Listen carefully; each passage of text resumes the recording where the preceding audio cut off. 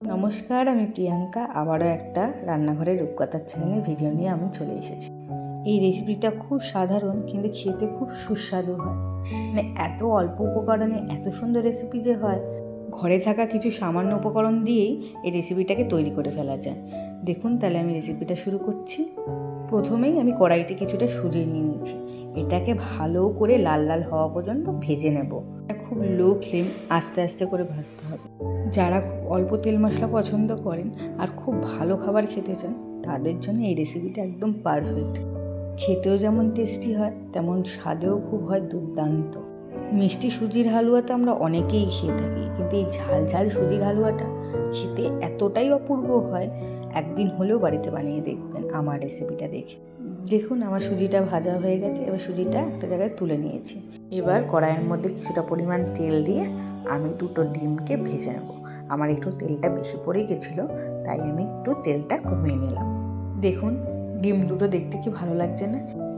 এই ডিমের পোচ খেতেও কিন্তু খুব ভালো লাগে, হালকা একটু গোলমরিচের গুঁড়ো দিয়ে, আর কিছু লাগেই না তার সাথে। এবার হালকা হালকা করে ডিমগুলোকে ভেজে নেব, যতক্ষণ না ভালো করে ভাজা হচ্ছে। এরকম ডিমের ভুজিয়া দিয়ে আর সস দিয়ে, তার মধ্যে একটু শসা কুচি দিয়ে রুটি খেতেও কিন্তু খুব ভালো লাগে। একবার বাড়িতে ট্রাই করে দেখতে পারেন। আমার ডিমটা ভাজা কমপ্লিট হয়ে গেছে। এবার একটা পাত্রে এটাকে তুলে নেব।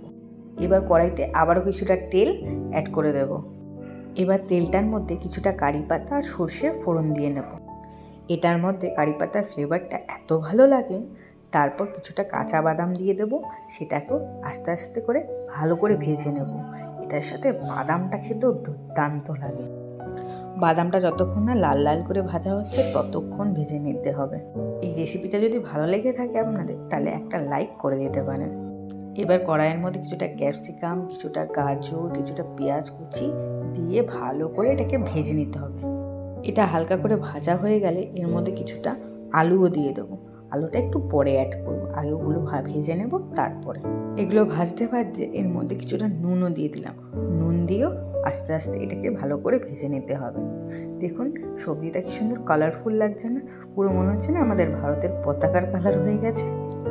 এই সবজিটার জন্যই কিন্তু সুজির পোলাওটা খেতে আরও বেশি ভালো লাগে।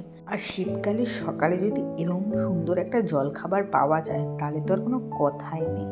দেখুন, আমি এর মধ্যে কিন্তু একটু লঙ্কাও দিয়ে দিলাম। আমি একটু বেশি পরিমাণেই দিলাম। যারা যেমন ঝাল খান তারা সেমন পরিমাণে দিয়ে নেবেন। আপনারা চাইলে কিন্তু এটার মধ্যে একটু ভুট্টাও সিদ্ধ করে দিতে পারেন, ওটাও কিন্তু খেতে খুব ভালো লাগে। আর তার সাথে একটু যদি মাশরুম খান কেউ, তারা মাশরুমও দিতে পারেন। আমি এটার মধ্যে আর দিইনি। দেখুন, আমি এর মধ্যে কিছুটা কাজু আর কিশমিশও কিন্তু অ্যাড করে দিলাম। এটাও এটার সাথে খেতে খুব ভালো লাগে।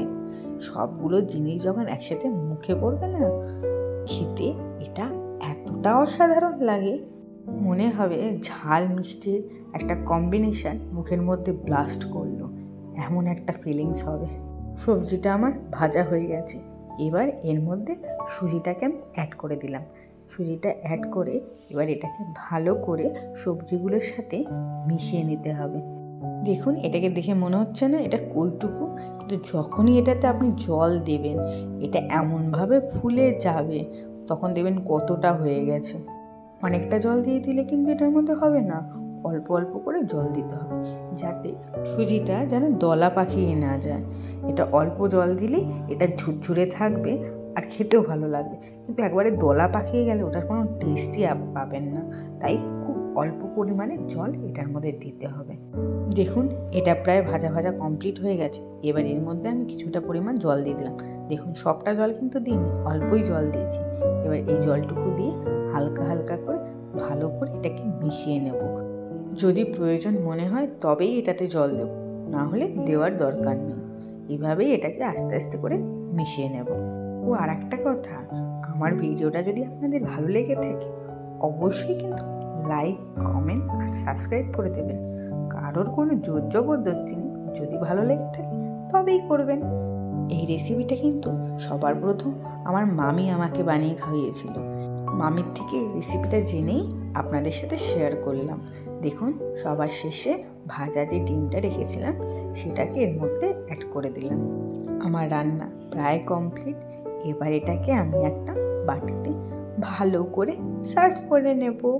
ভিডিওটা যদি আপনাদের ভালো লেগে থাকে অবশ্যই কিন্তু আমাকে জানাবেন। আজকের মতো টাটা, আবার পরের একটা ভিডিওতে দেখা হচ্ছে।